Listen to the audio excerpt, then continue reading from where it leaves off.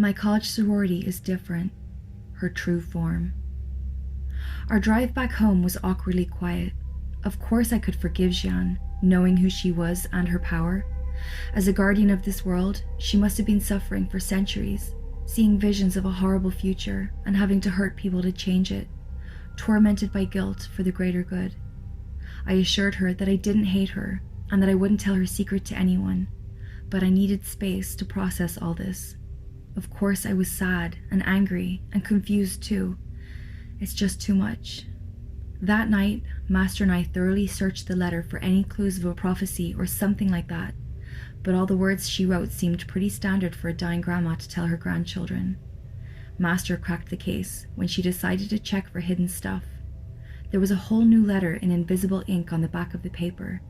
It was really clever of her. This way, I'd never lose her important letter or get confused with information before the right time.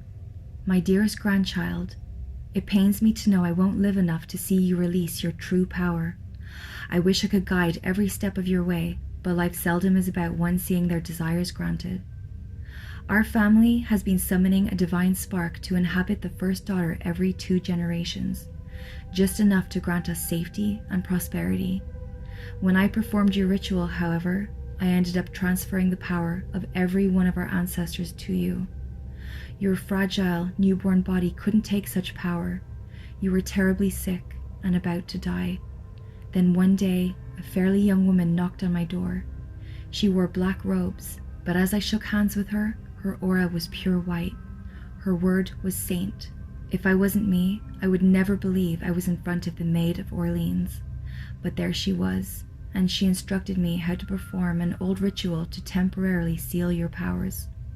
Unfortunately, your parents would have to give their lives to save you, which they wholeheartedly accepted. They died with you in their arms while I chanted, under Joan of Arc's supervision. Your aunt and uncle happily took you in and loved you like you were born from their flesh and blood, but I didn't have the guts to tell them this. I wanted the 3 of you to live a peaceful life until you were ready to fulfill your mission. One day, you'll have to repay this to the very world, my child. When the time comes, she will come knocking on your door. I see blessings and happiness in your way until you have to leave your old self behind and become your real, eternal self. You have nothing to fear, for you're the natural enemy of the destroyer of mankind. Practice, work hard, learn witchcraft. She promised me that you'd find the right people to guide you. I have no secret technique to teach you.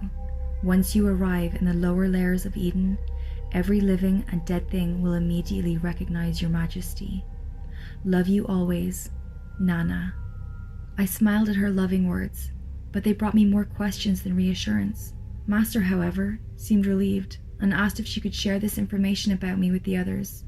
I said sure. The contents of the letter seemed to renew my sister's confidence. I was the only one who was terrified, having daily anxiety attacks. What if I didn't understand what she meant? What if there's something else I need to do? Who the fuck am I? The next few days went by in a haze, like a distant dream you can't quite grasp. I know we trained harder than ever, but I think we stopped looking for Surt's weakness. By the end of Red Dragon's training, even Jeanne had improved, and she could finally make the ultimate protection magic, a barrier resembling a giant soap bubble that could fit all of us inside. She also got better at reverting spells. Now she could repel stronger ones. Finally, she learnt to chant her healing prayer faster and soothe the damage her body takes from it. I was so proud of her, but I still kept my distance, unable to clear my mind from her horrible revelation. The morning of the fateful day, my birthday, was chilly and dark. Despite all her worries, Master managed to wake me up with a nice breakfast for us to share in bed. It was the first time I seriously felt like marrying someone. I have to tell you something unpleasant. She made a difficult face right after we finished our meal. Also, today, you'll see the ugly, repulsive side of me. There's no such thing, I replied, playing with her hair. Devourer wasn't lying. I was the one taking your happy memories. I stopped her. Hey, I'm sure you had a good reason. You don't need to disclose it if you don't want to. You're too good to me, Sam. She pulled me closer, and I rested my head on her chest. And you're like a dream to me, I replied, but I can and want to tell you.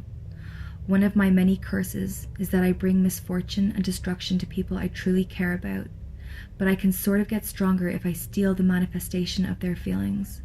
It's meant to be a never-ending battle with temptation, but I won that a long time ago and stopped truly caring about people on a personal level.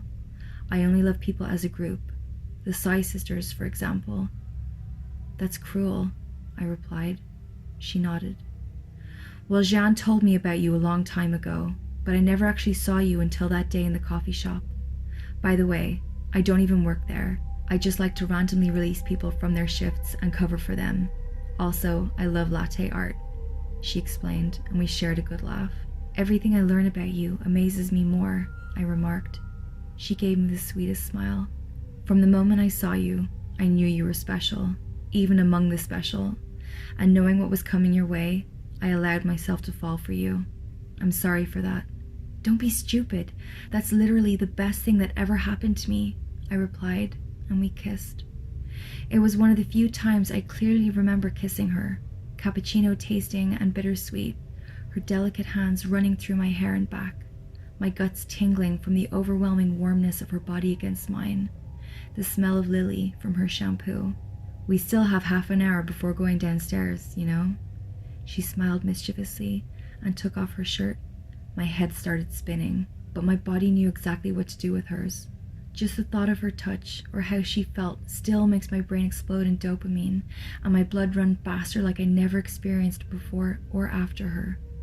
I knew then and there that I was hers forever, and just knowing that an eternal being was mine for a moment made my heart burst with happiness.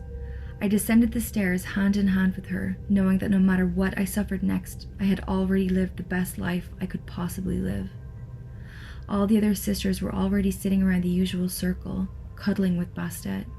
We won't have a lot of time before the ritual once we go to the underworld, so I took the liberty to release my true form and tell the others to do the same, Jeanne reported.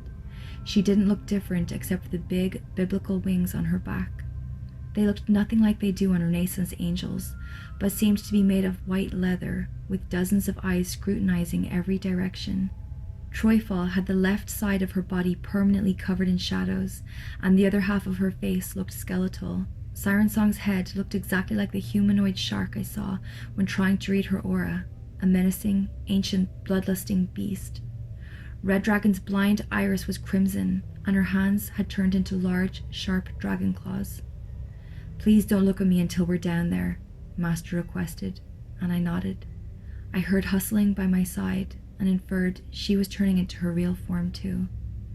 Kathy was sitting in the middle of the circle, with her eyes closed in deep meditation.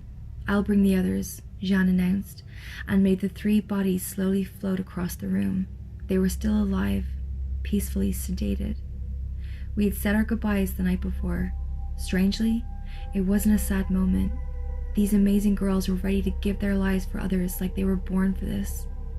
Florence, Jenny, and Multiplier were true heroes, as well as Kathy, who was willing to offer her body and sanity. Bastet hopped off my lap and turned into its panther form. My beloved daughters, the thunderous voice announced. I'll open the gate to the underworld for you, but I can't tag along. Bast and Anubis have a beef, Master explained. I'm not sure if it's true, but we all laughed, including Bastet. Rather, it will be a fierce battle. I'll stay behind and hold the structures of reality. The circle started glowing. It was fast as a wink. As soon as I opened my eyes again, we were exactly around the same circle, but everything around us was dark red, overly warm and oppressive. We were also surrounded by dog-headed soldiers with long spears and unfriendly faces. Tell Anubis we have the Queen of the Underworld with us, Master announced. And you are? One of the anthropomorphic dogs asked, with a raspy tone, closer to a bark than to a voice. She squeezed my hand, and I turned to look at her. Her true form was a human body from neck to feet, with a 2-headed white snake above. One of the heads held a red apple in its mouth. The beast had the same blue eyes Master did. It was enough for me. You have a short memory, she complained. It's me, Lilith.